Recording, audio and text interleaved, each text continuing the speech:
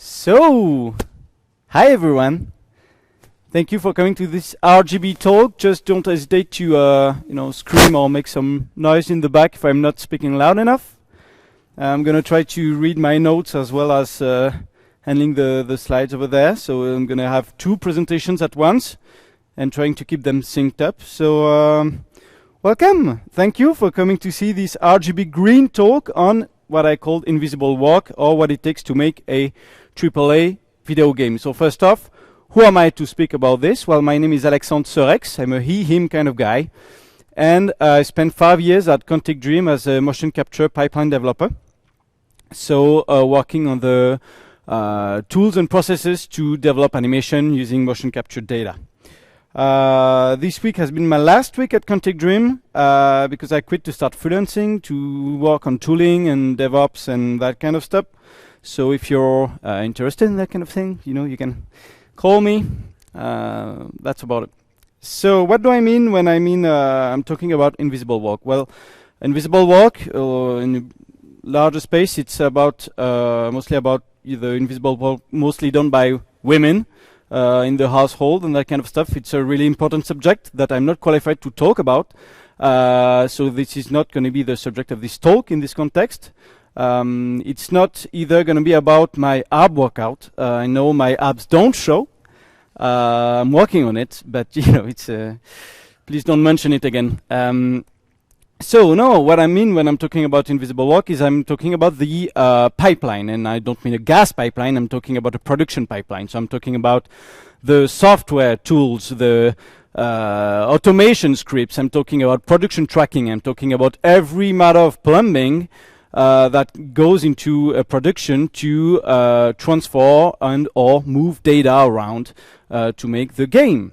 And little cat joke for cat lovers out there, I know I am one. And so basically we can define the pipeline as any software, architecture or convention that helps to make the game but doesn't end up in the game. And so why am I talking about this? That's a good question. Thank you for asking. Why do we do this invisible walk? If it's invisible, why is it necessary? Well, the older people in the audience will agree. Under too much load, your spine will break. And so what you do to fix that is you work on your abs so you can manage load without breaking your spine. So this is me with my abs. It's invisible, thank you for mentioning it again. But you do need to work on your abs and to save your spine. So the spine is, in this metaphor, the workforce of the industry. So it's your colleagues. I'm going to go full YOLO on this. The spine is the workforce, and so it's your colleagues, your friends, yourself, and the content is the load. So it's the game, the assets, the gameplay, everything that you have to produce. So in this metaphor, for indie games, more often than not, hopefully, you can manage the content yourself. It's basically a couch. You have to be careful with the back, but you're going to manage it with your current abs. When you're going into more wider AAA games, the content becomes quite unmanageable with your current abs. So you need to work on them to not break your spine. And with the scope of the project, content grows exponentially, and so you can't add really exponentially more people to the project. But first, because of money, it costs a lot of money to add more people, but also because, you can't ask 9 women to make a baby in 1 month. So adding just more and more people to an issue will not necessarily reduce its time. So what you better focus on is actually having some tools and that ease up the development process of your game, so you can have a nice little baby in the smallest 9 month possible. So in this metaphor, just like you would work on your abs to manage some load without breaking your spine, you would work on tools to manage the content of your game without breaking the workforce. So yourself, your friends, everyone. So you do that with any software, architecture, or convention that helps to make the game, even though it doesn't end up in the game. So this is the invisible walk we're talking about today. And to talk about this, I'm going to take as an example the Quantic Dream's motion capture pipeline. So Quantic Dream is the game behind Detroit Become Human, and more recently is working on the Star Wars Eclipse game. And so I've been responsible of the mocap pipeline, the motion capture pipeline. And just so you know, motion capture is the technology that lets you digitalize the movement of people. So you basically wrap an actor in a lot of markers, and boom, you can see them move in 3D. You have a little skeleton moving around, and you can save this as an FBX, and you have an animation file. So easy. Now, why is it all black? So the motion capture pipeline at Quantic Dream goes like this. You first have a planning phase where you have to decide what animations you're going to shoot, because you're going to have a shooting afterwards, just like in cinema where you have your actors, what them up, they do their thing, and you have a few takes. And then after these takes, you have to find the data in there and use it on an actual 3D asset, so 3D character, which can be, anything. Maybe I'm playing an alien that is 3 meters tall. So this step is called what's up? Yep, fine. Okay, that step is called retargeting, and this is actually going to produce some animations as well. So actual tangible animations, FBX files that then you want to export and use in your game. So this is the basis of the mocap pipeline at Quantic Dream. So easy, 4 steps, some animations, nice work, right? Well, let's see how it goes. We start the planning. So we want to say though to other people, yeah, we're gonna make some animations. How do we say it? What do we say? Well, the thing is, we have to declare somewhere for other people to know that we have an intention of production, and this is done using a tool that is a production planner or production tracker. At Quantic Dream, we use something called ShotGrid, which is basically an Excel sheet on steroids that everyone can access on the cloud and interact with it, and so it goes. So I'm just going to go in there and declare one by one a few animations, give them a name, and then we can shoot them the next morning. And so there we have knocking on our door the production manager coming up, who's saying, yep, Alex, that's cool, but I don't have 1 or 2 animations to shoot tomorrow. We have 500 of animations for tomorrow's shooting, so do you have something for me to automate this?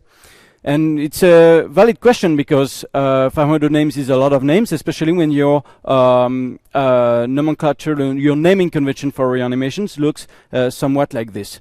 So at Quantic Dream, this is how we declare these animations. Let's say I'm going to do right there a Fortnite dance. I'm not actually going to do it, but let's say I'm going to have a Fortnite dance. So this is the RGB Green talk, a convention. I'm doing a presentation, and I'm going to have to make a dance. My name is Alex, because I'm the one person that is in the whole script of this event, the one person that is named Alex. I hope maybe some others are too, but in the storyline, my name is Alex, so we use this name to recognize me across different animations, and it's going to be the Fortnite dance, and then we have a little code name in there for just to say that this is going to be body only mocap. But join all of this with underscores, and there, boom, you have an animation name as we do them in Quantic Dream. And so the thing is, during a shooting, we're going to have just the Fortnite part over there that's going to actually change every different kind of animation. So the RGB green is going to be mostly the same for the whole 500 animations.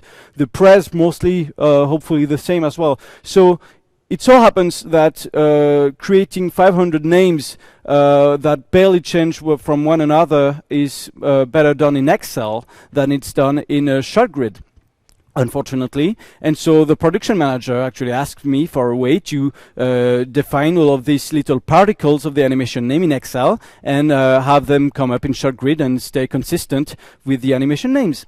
And so we do this, okay? We're gonna have a little diagram of our tech stack, the actual tech that is needed for this to work. So first we have to put some data on ShotGrid, which has a Python interface, which completely sucks for our use cases. So we have to make a Python wrapper around this interface and have all of this run on a Git on the server.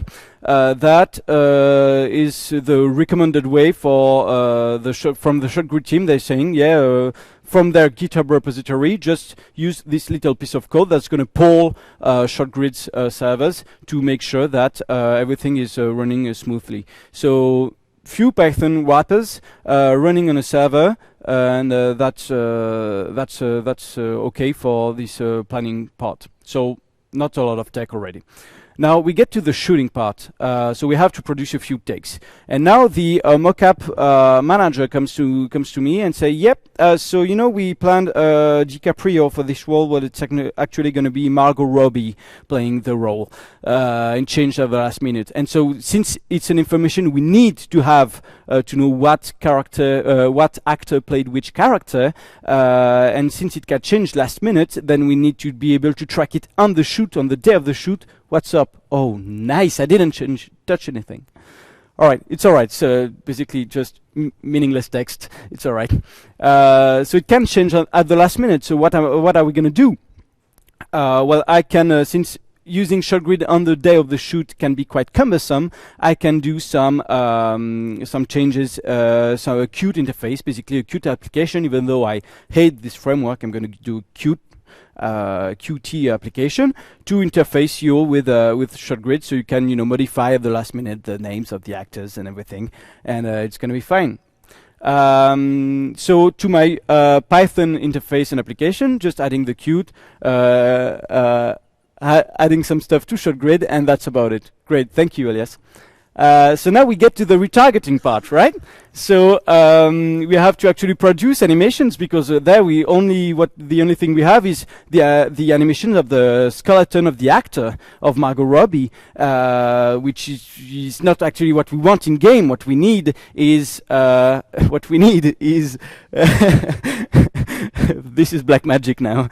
What we need actually is the 3D character, the 3-meter tall alien I've been talking about. So this step called retargeting. Then we have the animation lead that comes to me and say, yep. So we have produced 500 animations. Do I need to go one by one, load the FBX files, and having to retarget them one by one manually? And just totally unrelated note, I have a wife and kids, and I want to go home. So of course, yeah, sure, no, yep, I'm going to do a small little another Qt interface to load all the FBX files from the server, which is basically a shared drive. That's great also. And so you can basically tweak a thing here and there and do your stuff automatically, mostly, so you can go home to see your kids, and mine as well. I can do that as well. You want to see my kids. That's weird. So then we get to the export to the engine, because the engine, there's also 500 animations to load in there, and they have to be versioned in Perforce, though not in a shared drive. So we actually have to VCS for this, and actually our engine, which is a proprietary engine, doesn't read FBX files, because God is dead. So we actually have to convert all of this to the engine's format. And so, yep, sure, why not? Then I have to interface myself with Perforce, which is completely unhinged Python interface. So we wrap this up again with another Python wrapper. And here I put Unreal Engine, but of course it's a proprietary engine. And we have to export all of this using their API. And so easy, that's done, great. We have our tech stack already, which is looking quite all right. Me as well in the background, I'm looking fine doing this, all of this Python wrapping. And so now we have the production manager again coming up and say, yep, so during the shooting we did today, I planned the shooting for the next 3 days. And so we created 1,000 of animations at once during the shoot in ShotGrid, and so the servers just shut down. And ShotGrid just throttled, basically. And so we asked ShotGrid, yo, what's up? Why did we throttle that way? And they say, oh, that GitHub repository, yeah, it's old, it's deprecated, So now we actually use webhooks for this. Oh, webhooks, that's nice. It's an HTTP standard, so instead of my little Python wrapper, now I have a whole web server to handle with a front end, and I'm going to put it in Docker as well, because I'm going to do some CI and CD and DevOps and all of this, because without losing all my hair, because it is already going too fast. Okay, and now we have the game builders coming my way already, saying, "Yep, so the characters we shot yesterday, they're walking over the place and they collide with all the terrain. Did you break anything?" Well, no, I didn't break anything. It's just I'm 175 centimeters tall, and the character I'm playing is 3 meters tall. 3 meters tall. So when I'm doing a few steps that way, actually, the characters that I'm playing has longer legs, and so he's already over there, out of the stage, while I'm still standing there. So we have to compensate for this. We have to plan ahead for this, so that the environment in which we are shooting for the character actually matches the scale of our characters. And so to do this, then I'm gonna just reuse the Qt application I have for the shooting that maps our actors to our characters to kind of base myself on that information there, so that I can have actually the characters in 3D in a tool called black screen. So basically a 3D runtime, that lets us have our characters in 3D move around, following our actors' performances. So it's basically just wrapping again my Qt application with more stuff. And since we need to have the 3D models ready for the shoot and not after the shoot, then it's just a whole lot of actually checking shot grid and perfs that everything is available during the shoot for the text. So now we have our actors are going fine. We have animations that are going fine in the game, and this is basically the tech stack. So a whole lot. It's basically the same shit that before, but with a whole lot of perfs and shot grid and Python wrappers in there. So now the production manager again is coming, knocking at our door, and says, "So Alex, I changed the naming convention." Yeah. You remember the naming convention from earlier with the Fortnite and everything? Yeah, so the nice little name, Alex, in the middle. So the name, my name, in the whole fucking storyline. I changed it from this little perfect name over there to something like this. So some guy, 175 M84. Because I am some guy, I'm 175 centimeters tall. M is for male because I'm a male, and 84 is for the 84th occurrence in the script of myself. And so this is now my name that appears in the name of the animation itself.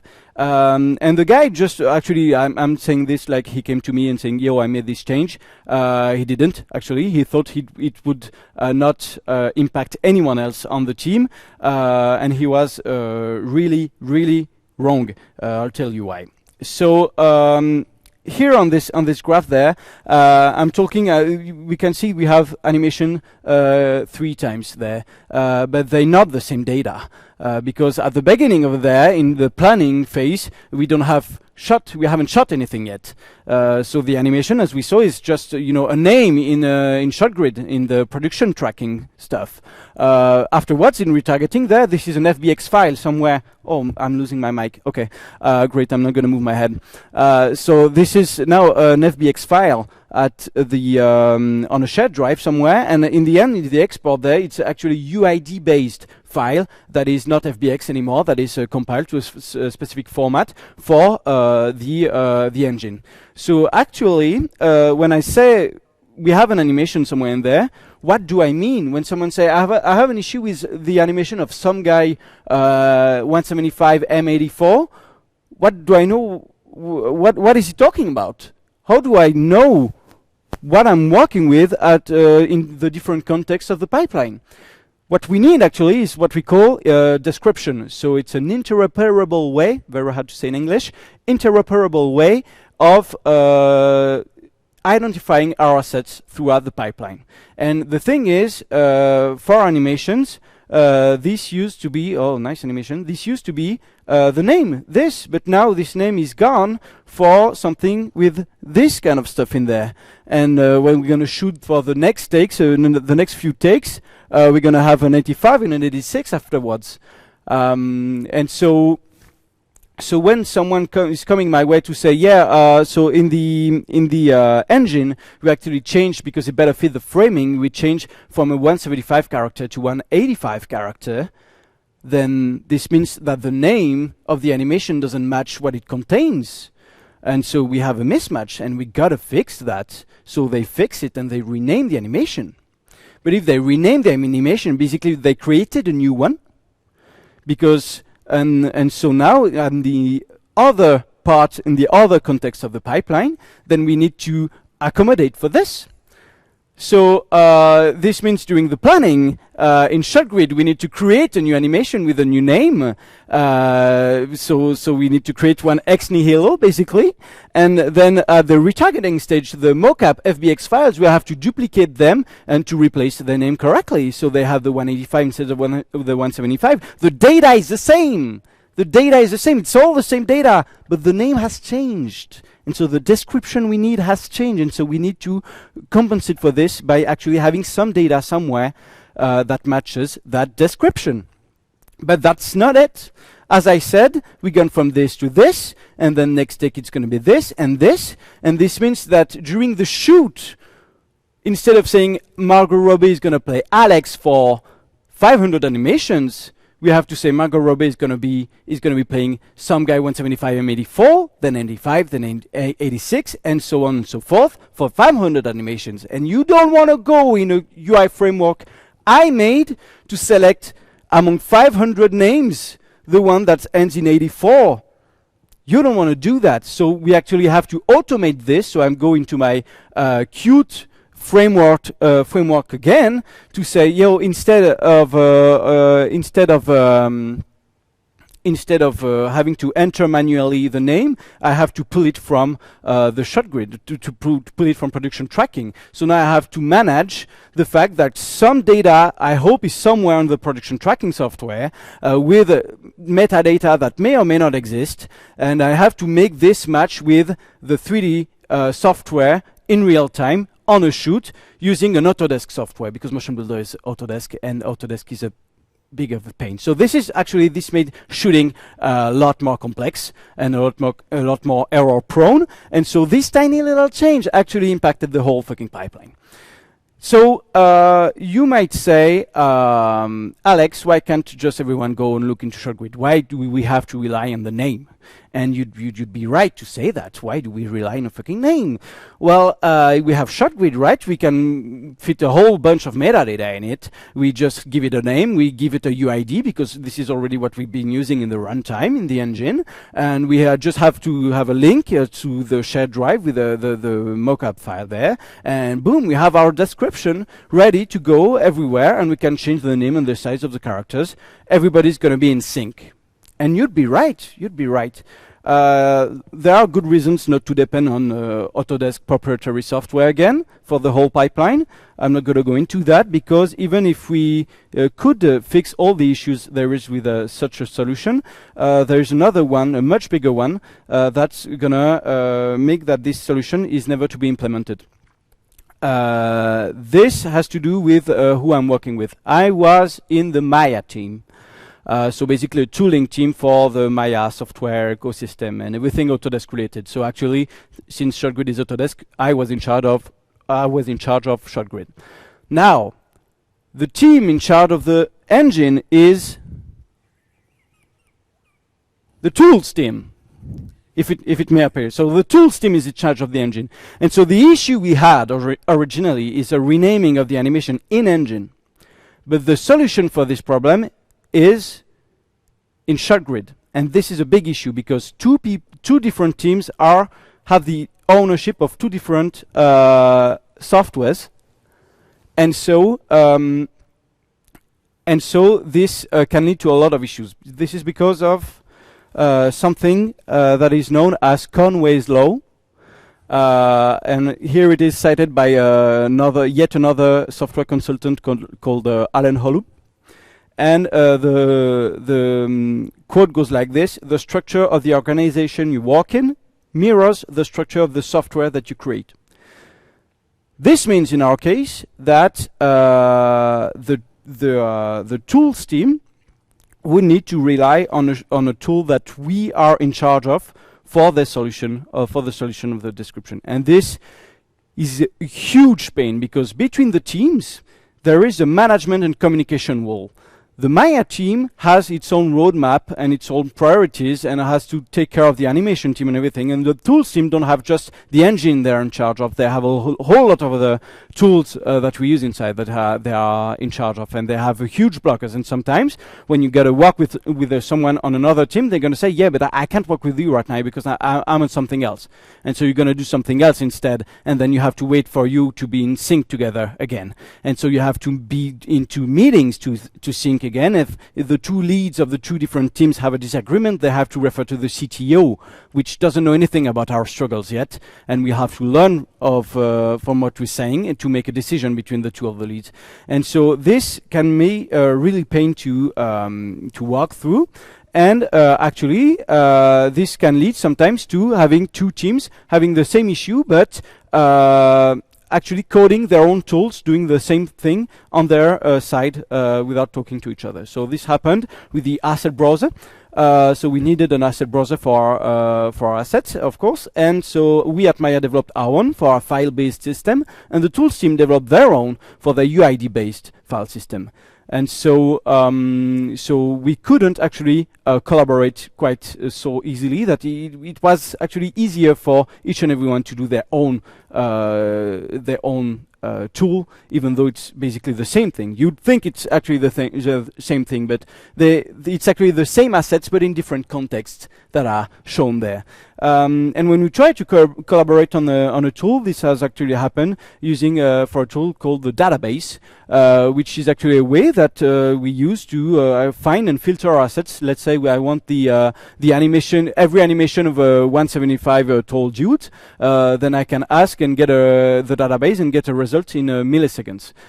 So the tools team started working on this, and we at Maya saw this, and we decided to opt in. So yeah, we ourselves also want to be able to have that kind of results in milliseconds, and so we actually opted in, and we started to work together on this tool.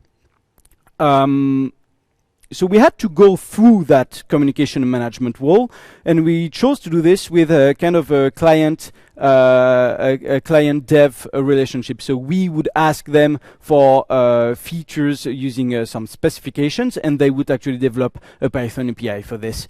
This was really slow, and this had all the issues you could get. So for me, I know what the changes are, because I code in Python. I know databases, so I know what I need actually, but I cannot code it myself because it's on their side of the communication management wall, and they have to do the changes themselves. And if I go in there, the whole tools team is going to come to my desk and say, "What the fuck are you doing? This is not your code." And not like they're overprotective of their code. It's just not how it works, you know. So so we have to actually go through this back and forth, and with both teams are addicted to one another to take any meaningful decision regarding this database, which takes a lot of time. So basically it took 2 years to develop this database. 2 whole years for a database. If we started looking like this, now we're like this. This is insane for a database. This is just a PostgreSQL database with 10 tables on a server, straightforward. Really, the simpler you cannot get any simpler than this using a database. But since we had to communicate through that wall, it actually took us 2 years to develop the first iteration of the database. It's slowly crawling up towards production. The first ever version that is actually going to be the whole bunch of bugs that we're going to have to solve for 6 months.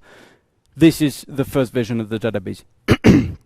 So now we can actually add to the tech stack a whole bunch of PostgreSQL.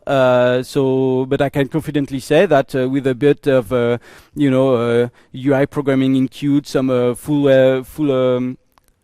stack for web dev, some DevOps, and some backend work, and some Python is all you need to make a Mocha pipeline at Quantic Dream.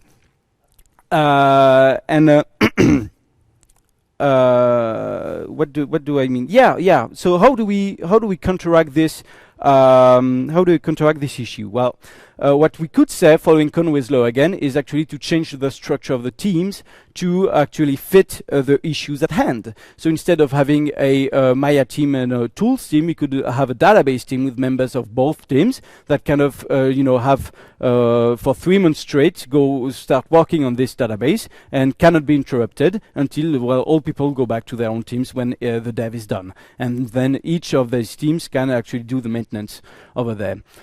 For the Mocha pipeline, you could do the same, because the Mocha pipeline is actually the most transdisciplinary challenge we have at Quantic Dream. You have to talk to about every fucking team in the company to make this work. So you could say, well, we could have a Mocha pipeline team to handle all of this shit and to not be interrupted and to have the ownership necessary to fix all the issues we have. The thing is, well, they didn't, and that's an issue, because you see, it's a bit like in game design.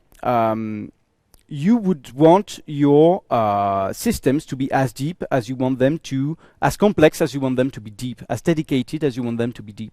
So if, for example, in Total War, totally completely unrelated example, you want to select your armies and tell them to go wherever they need to go. You don't want to go in there and co-op the shit out of every single soldier to make them move to their destination. So you could say we should do a Mocha pipeline team, because this is the challenge we have at Quantic Dream, and this is what we need to do to solve it. We have this dedicated team.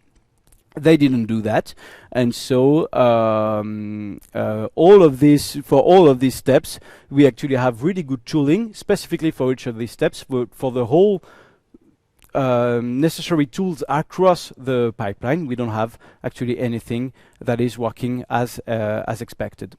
And the thing is, that can be quite difficult to live through, because that means the apps I'm responsible for are failing the spine, actually, because I'm responsible of the Mocha pipeline, right? So if the tools for this pipeline are failing, then I'm failing my job, and I'm failing my friends, I'm failing my colleagues. And this is difficult, because when you're in a system that is not working properly, you can have the most talented team ever, which we had a wonderful, wonderful team at Quantic Dream, but the most talented team cannot outperform a system that is working against them. And so, you're going to have to work harder and hardest, and it's not going to be enough, and you're going to have reduced scoping, and you're going to have all that kind of shit, and it's not really fun. But I know I'm responsible of the Mocha pipeline. I know I'm not responsible of the structure of the teams. Who's responsible of the structure of the teams? Well, it's upper management. It's the direction.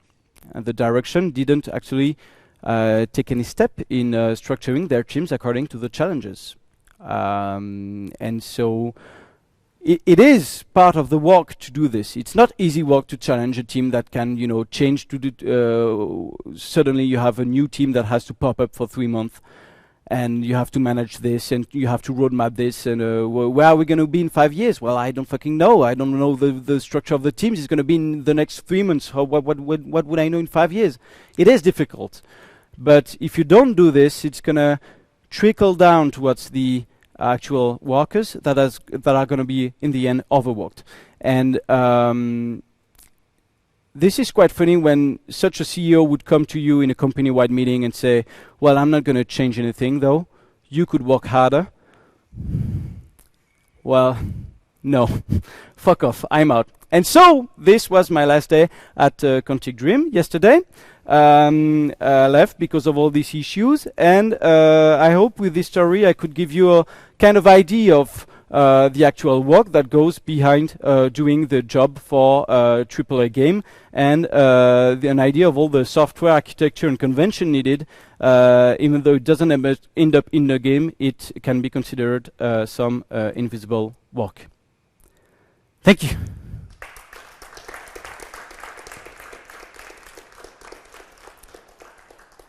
We're right, the timing. You have time for questions.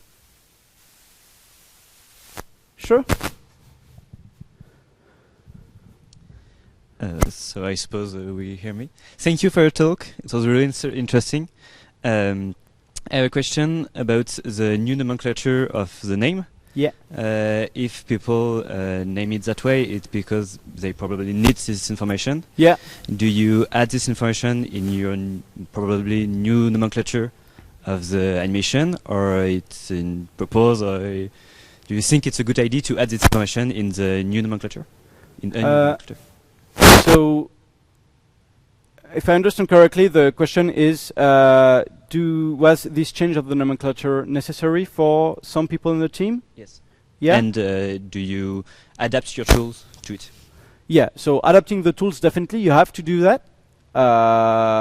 Just like we did with the tool for the shooting team that had to be more efficient using this new nomenclature. So we had to adapt the tooling, make it more complex. And was it necessary? Well,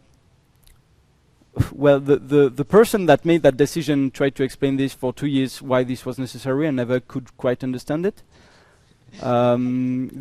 What probably was necessary was that this person needed some information visible somewhere, and they took action in a way that they thought was okay for them to do so. But actually they could have probably come up and say, yo, I need this information to be available for me when I'm working with the animation names. And so we would have said, okay, fine, that's perfectly valid. Please don't do this to the animation names. We're going to find something else. We're going to code you something else. And we could have probably added something there to the tech stack somewhere. And that would have been fine. That would have been better. So the actual need is perfectly valid.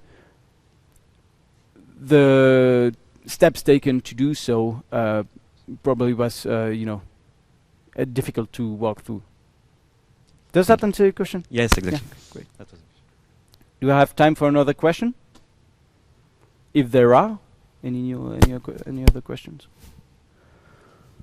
Well, nope. Okay, I was clear enough, I guess. So if you want, this is myself. All right. This is. Thank you. Sorry. This is a few of my contacts. If you wanna contact me, and I've put some links in there. I don't know if this presentation is actually going to be shared, so people can click on the links. But I didn't want to just put some URLs out there. But anyway, yeah, my mail, and I'm basically more on Twitter. If you want to tag me, say hi, that'd be cool. And thank you. I'm done, I guess.